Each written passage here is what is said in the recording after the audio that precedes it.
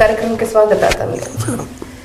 S, ಲೋಕಸಭೆ ಚುನಾವಣೆ, ಈ ಚುನಾವಣೆ ಬರ್ತಾ ಇದ್ದ ಹಾಗೆ ಟಿಕೆಟ್ ಯಾರಿಗೆ ಕೊಡ್ತಾರೆ ಅನ್ನುವಂತಹ ಪ್ರಶ್ನೆ ಒಂದ್ ಕಡೆ ಆದ್ರೆ, ಪಕ್ಷಗಳಲ್ಲಿ ಅಸಮಾಧಾನಿತರನ್ನ ಶಾಂತಗೊಳಿಸೋದು ಕೂಡ ಮತ್ತೊಂದು ಸರ್ಕಸ್ ಆಗ್ಬಿಟ್ಟಿದೆ. ಟಿಕೆಟ್ ಕೊಟ್ಟರು ಒಂದ್ ತಪ್ಪು, ಕೊಟ್ಟಿಲ್ಲ ಅಂದ್ರೂ ಒಂದ್ ತಪ್ಪು.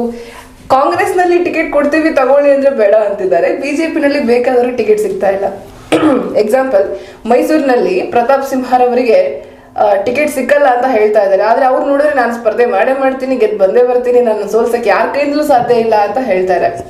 ಇತ್ತ ಕಡೆ ಕಾಂಗ್ರೆಸ್ ನಲ್ಲಿ ಮಿನಿಸ್ಟರ್ಗಳಿಗೆ, ಶಾಸಕರುಗಳಿಗೆ ತಗೊಂಡ್ರಪ್ಪ ಟಿಕೆಟ್ ಸ್ಪರ್ಧೆ ಮಾಡ್ರಿ ಅಂದ್ರೆ ನಮಗ್ ಬೇಡ ಅಂತ ಇದ್ದಾರೆ.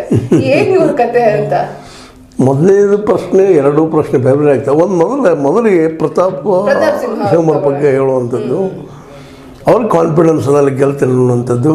ಯಾಕಂತಂದ್ರೆ ಅಲ್ಲಿ ಒಂದಿಷ್ಟು ಏನೋ ಕೆಲಸ ಮಾಡಿದ್ರೆ, ಅದು ಎಂಥ ಕೆಲಸ ಅಂದ್ರೆ ಹೈ ರೋಡು, ನಿಮ್ಮ ರೋಡ್ಗಳದಾವಲ್ಲ, ಸೂಪರ್ ರೋಡು, ಆ ರೋಡು, ಈ ರೋಡು, ರೈಲ್ವೆ, ಏನೋ ಒಂದಿಷ್ಟು ಕೆಲಸ ಮಾಡಿದ್ದಾರೆ.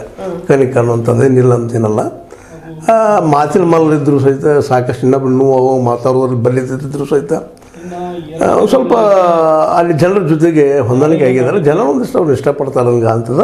ಮತ್ತು ಹೆಚ್ಚಿಗೆ ಇಷ್ಟಪಡೋದವ್ರನ್ನ ಅವ್ರು ರೈಟ್ ವಿಂಗದ ನೆಲೆಗಟ್ಟಿನಲ್ಲಿ ಬರವಣಿಗೆಯಿಂದ ಮಾತನಾಡೋದ್ರಿಂದಾಗೆ ಅಲ್ಲಿ ಒಂದು ಸ್ವಲ್ಪ ಸಂಪ್ರದಾಯ ಬದ್ಧತೆ ಇದ್ದಂಥ ಜನಾಂಗ ಹೆಚ್ಚು ಇರೋದ್ರಿಂದ ಏನೋ ಇವ್ರನ್ನ ಸ್ವಲ್ಪ ಹೆಚ್ಚು ಪ್ರೀತಿ ಮಾಡ್ತಾರೆ.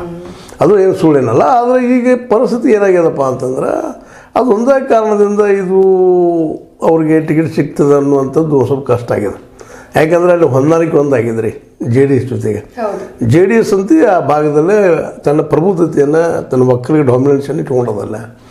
ಮತ್ತು ವಿಶೇಷವಾಗಿ JDS ಮೇಲೆ ಅಲ್ಲಿ ಒಕ್ಕಲಿಗರು ಪ್ರೀತಿ ಇದೆ. ಅಲ್ಲಿ ಆದಿಚುಂಚನಗಿರಿ ಮಠದ್ದಾಗಿರ್ಬೋದು, ಮತ್ತೇನಾಗಿರ್ಬೋದು, ಎಲ್ಲ ದೃಷ್ಟಿಯಿಂದಲೂ ಅಲ್ಲಿ ಅವರು ಸ್ವಲ್ಪ ಹವಾದ. ಅವ್ರ ಜೊತೆಗೆ ಏನಾಗಿತ್ತು, ಹಿಂದೆ ಒಂದು ಸ್ವಲ್ಪ ಮುಸ್ಲಿಂ ಹೋಟ್ಗಳು ಕೂಡ್ಕೊಳ್ತಿದ್ದು. ಹೀಗಾಗಿ ಅವ್ರು ಸ್ವಲ್ಪ ಹೆಚ್ಚು ಶೀಲ ಆರಿಸಿ ಬರ್ತಾಯಿದ್ದು. ಈ ಸಲ ಚುನಾವಣೆಯಲ್ಲಿ ಒಂದು ಸ್ವಲ್ಪ ಇವರು ಸಂಶಯ ಬಂದಿದ್ದಾರೆ ಮುಸಲ್ಮಾನರಿಗೆ. ಇವರು ಮೋದಿ ಪರ ಅನ್ನುವಂಥ ಭಾವನೆ ಬಂದಿದ್ದಕ್ಕಾಗಿ ಒಂದು ಸ್ವಲ್ಪ ಕಾಂಗ್ರೆಸ್ ಮಾಡಿಬಿಟ್ರು ಅವರು.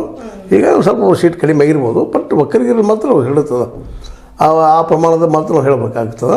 ಈ BJP ಜೊತೆ ಹೊಂದಾಣಿಕೆ ಆದಾಗ ಸಹಜವಾಗಿ ಮಂಡ್ಯ, ಅದ್ರ ಜೊತೆಗೆ ಹಾಸನ ಮತ್ತು ಮೈಸೂರು, ಈ ಏರಿಯಾದಲ್ಲೇ ಅವರು ಸೀಟ್ಗಳನ್ನು ತೊಗೊಳ್ಬೇಕು ಅಂತೇಳಿ ಒಂದು ಪ್ರಯತ್ನ ನಡೆಸಿದ್ದಾರೆ ನಮ್ಮ ಕುಮಾರಸ್ವಾಮಿಗಳು ಅಥವಾ ದೇವೇಗೌಡರು. ಅವ್ರದ್ದು ಒಂದು ಈಗ ಕೈ ಅದರೆ ಅದರಲ್ಲಿ ನಮಗೂ ಒಂದು ಸೀಟ್ ಕೊಡ್ರಿ, ಮೈಸೂರು ನಮಗೆ ಕೊಡ್ರಿ ಅನ್ನುವಂಥದ್ದು. ಅದು ಹೀಗಾಗಿ ಮತ್ತು ಇನ್ನೊಂದು ನಾವು ಸೂಕ್ಷ್ಮವಾಗಿ ವಿಚಾರ ಮಾಡಬೇಕಾಗಿದ್ದು, ಈಗ HD ಕುಮಾರಸ್ವಾಮಿ ಅವ್ರಿಗೆ ಆಯ್ತು, ಯಡಿಯೂರಪ್ಪನವ್ರಿಗೆ ಆಯ್ತು, ಮೊದಲಿನ ಅಂಥ ಹೊಂದಾಣಿಕೆ ಇಲ್ಲ. ಯಾಕಂದರೆ ಯಡಿಯೂರಪ್ಪನವ್ರಿಗೆ ಮುಖ್ಯಮಂತ್ರಿ ಸ್ಥಾನ ಕೊಡಿಸೋದು ಬಂದ್ ಮಾಡಿ ಹೊರಗೆ ಓಡಿ ಬಂದಂಥವ್ರು JDS ಅವರು. ಅದು ಒಳಗೆ ಸಿಟ್ಟಿದ್ರು. ಇವತ್ತು ಏನಾಗಿದೆ ಅಂದರೆ ವೈರಿ ಮಿತ್ರ ಅನ್ನೋಂಗೆ ಆಗಿಬಿಟ್ಟದು. ಇದೇನಿತ್ತು, ಪಾರ್ಟಿ ಒಳಗಿನ ಒಂದು ಪಾರ್ಟಿ ಇತ್ತು ಯಡಿಯೂರಪ್ಪನವ್ರಿಗೆ. ಅದು BL ಸಂತೋಷ ವರ್ಸಸ್ ಯಡಿಯೂರಪ್ಪನವರಿತ್ತು. ಮೊದಲು BL ಸಂತೋಷ, ಈಗ ನಾವು ಚರ್ಚೆ ಮಾಡಿದ್ವಿ ಅದನ್ನು. BL ಸಂತೋಷ್ ಅವರು ಅನಂತಕುಮಾರ್ ಅವರ ಜೊತೆಗಾರರು. ಅನಂತಕುಮಾರ್ ಅವ್ರನ್ನ ಏನಾದರೂ ಮಾಡಿ ಶತಾಗತಾಯ ಮಾಡಿ ಮುಖ್ಯಮಂತ್ರಿ ಮಾಡಬೇಕಂತಿತ್ತು. ಆದರೆ ಆಗಲೇ ಇಲ್ಲ, ಅವ್ರ ಕನಸು ಈಡೇರಲಿಲ್ಲ. ಪಾಪ ಅಷ್ಟೊಳಗೆ ಏನೋ ಸಾವು ಯಾರನ್ನು ಬಿಟ್ಟದ್ರಿ, ಹಿಂದಿಲ್ಲ ನಾವು ಹೋಗೋ ರಾಮದ್ ಬೇರೆ, ಅದು ಅವ್ರನ್ನ ಕರ್ಸ್ಕೊಂಡು ಹೋಗಿಬಿಟ್ಟಿತ್ತು.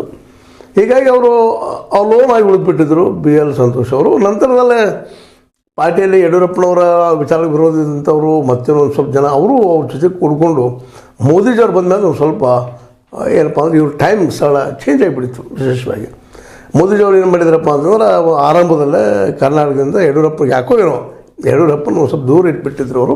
ಕೊನೆಗೆ ಬಂದ ಮುಖ್ಯಮಂತ್ರಿ ಸ್ಥಾನದನ್ನು ಕೆಳಗೆ ಇಳಿಸಿದ್ರು. ನಂತರದಲ್ಲಿ ಗೌರ್ಮೆಂಟ್ ಮಾಡಿದವರು ಇವರ ಅದೇನೋ ಮಾಡಿ ಪಾಪ ಗೌರ್ಮೆಂಟ್ ಮಾಡಿದ್ರು 2ನೇ ಸಲ ಅಂತ 17 ಮಂದಿ ಶಾಸಕರನ್ನು ತೊಗೊಂಡೋಗಿ ಏನೇನೋ ಮಾಡಿ ಪಾಪ ತೊಗೊಂಡು ಕೆಲವೇ ದಿನದಲ್ಲೇ ಅವ್ರನ್ನ ಆ ಒಂದು ಮುಖ್ಯಮಂತ್ರಿ ಸ್ಥಾನ ಇಳಿಸಿದ್ರು. ಭಾಳ ದುಃಖವಾಗಿತ್ತು, ನೋವು ಆಗಿತ್ತು ಅವ್ರಿಗೆ.